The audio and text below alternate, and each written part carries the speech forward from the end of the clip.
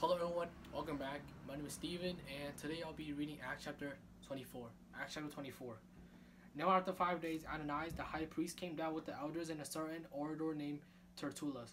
These gave evidence to the governor against Paul.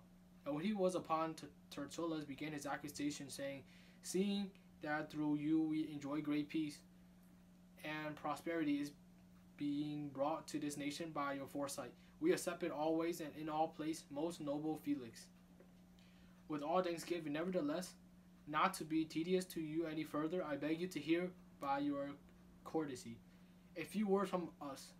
For we have found this man a plague, a creator of dissension among all the Jews throughout the world, and a ringleader of the sect of Nazarenes. He even tried to profane the temple, and we seized him, and wanted to judge him according to our law.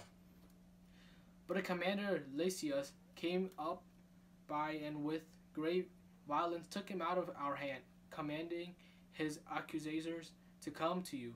By examining him yourself, you may ascertain all these things of which we accuse him. And the Jews also assented, maintaining that these things were so. Then Paul, after the governor had nodded to him to speak, answered, "Inasmuch as I know that you have been for many years a judge of this nation, I do the more cheerfully answer for myself, because you may ascertain that it is no more than 12 days since I went up to Jerusalem to worship, and they neither found me in a temple disputing with anyone, nor inciting the crowd either in the synagogues or in the city.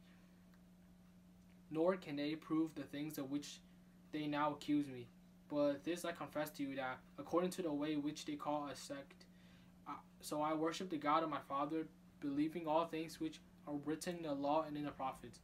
I have hope in God, with which they themselves also accepted, that were in to be resurrection of the dead, both of the just and of the unjust. This being so I myself also strive to have a conscience without offense towards God and men. Now after many years I came to bring alms and offering to my nation, in the midst of which some Jews from Asia found me purified in the temple, and neither with the mob nor with tumult. They also have been here before you to object if they had anything against me, or else let those who are here themselves say, if they found any wrongdoing in me while I stood before the council, unless it is for the one statement which I cry out, standing among them, concerning the resurrection of the dead, I am being judged by you this day." But when Felix heard these things, having more accurate knowledge of the way, he adorned the proceeding and said, "When Lysias the commander comes down, I will make a decision on your case." So he commanded the centurions to keep Paul and to let him have liberty, and told him not to forbid any of his friends to provide for or visit him. And after some days, when Felix came with his wife Drusilla, who was Jewish, he sent for Paul and heard him concerning the faith in Christ. Now as he reasoned about righteousness, self-control, and the judgment to come, Felix was afraid to answer, "Go away for now. When I have a convenient time, I will call for you." Meanwhile, he also hoped that money would be given him by Paul, that he might release him. Therefore he sent for him more often and conversed with him.